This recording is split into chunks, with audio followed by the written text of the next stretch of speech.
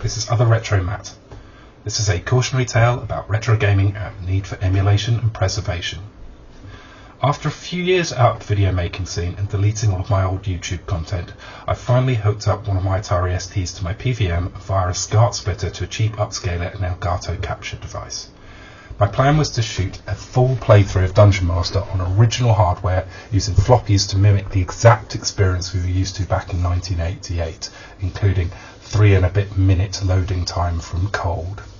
I have it set up with Gotek drives and an Ultra Satan, but I wanted the full nostalgia vibe. I had to go through 3 of my original Dungeon Master floppies to find one that worked perfectly, a 1988 V1.2 disc to be precise. I made sure to find 2 good new floppies and format them ready to save the game too. Rather than going for a tutorial or a speed run, I was going to do the long play super hard method of trying to complete the game with only 1 champion, rather than the 4 the game expects you to choose, and play a voluntary no reload on death, meaning I just had 1 go at this. This results in having to do a lot of grind and means instant death if you make a mistake and should your character die at any point. It also means that you have to do a lot of grind early on, training your skills to give you the best chance of survival. In Dungeon Master, you get a small amount of experience every time you use a skill. This gets boosted if you've recently been attacked though, so it's in your direct benefit to get hit by monsters when exercising your skills.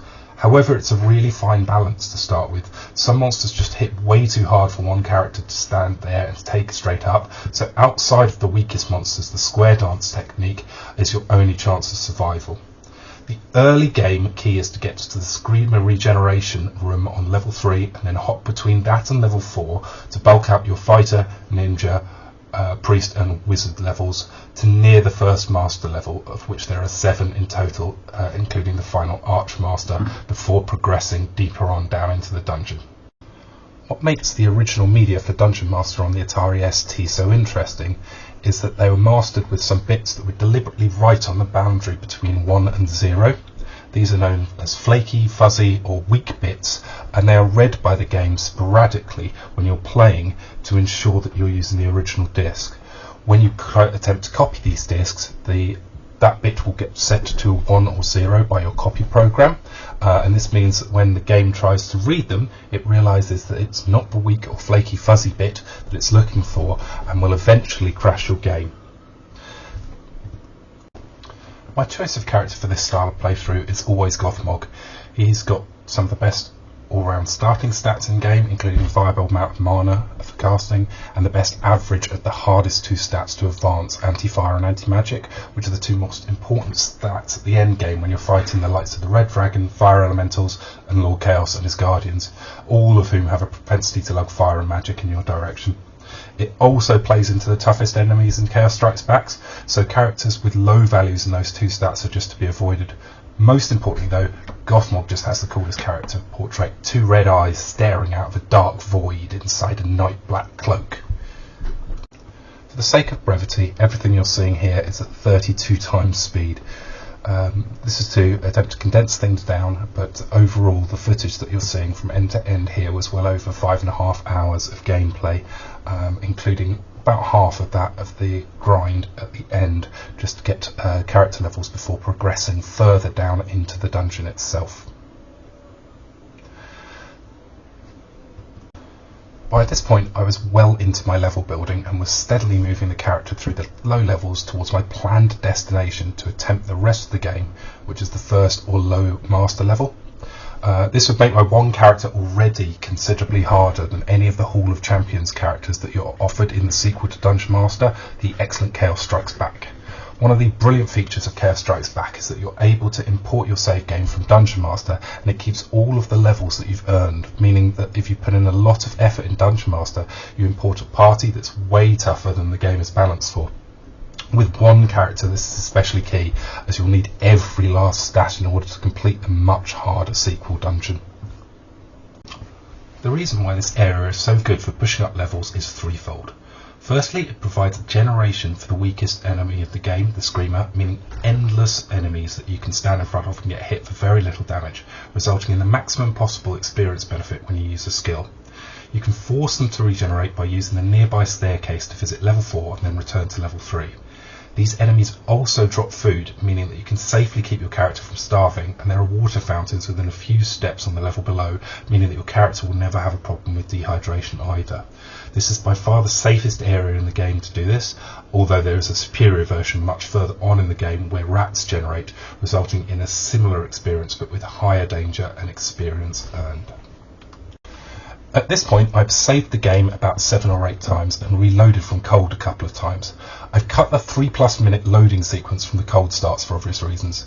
Each time I get a cluster of levels, I'd save the game down to ensure that if anything went wrong, I wouldn't be losing too much. What I didn't do is to save the game twice onto separate floppies, something I used to do back in the 80s when I played. This is when my hubris came back to bite me. I just hit expert level in my 4 classes, just one below my intended destination of the first rank of master, after which I progress on to play the rest of the game, at least down to the aforementioned rat generation area. However, at this point I attempted to save my game and the floppy drive made a grinding noise that I hadn't previously experienced in the middle of the save.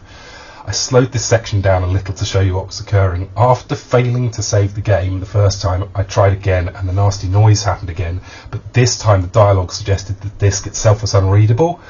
That can happen with Dungeon Master, so I didn't panic and I got the second pre-prep disc and popped that into and chose the format option. Again the grinding noise. This process usually takes about 45 seconds, but I crossed my fingers. At this point I started getting really nervous. The format screen stayed up for minutes, maybe 3.5 minutes, with the grinding noise continuing. Eventually I had to give up, and on restarting the ST, it seems that the drive can no longer write or format correctly. I can't format any disk or read from either of the floppies that I'd used to save, so I've lost absolutely everything in the 5.5 hour playthrough. On the positive side, this does give me another project to add to the ever-growing pile, to ideally repair, or if I'm unable to, replace the floppy drive. I'm lucky in that I've already got another working STe drive from my machine with the GoTech installed.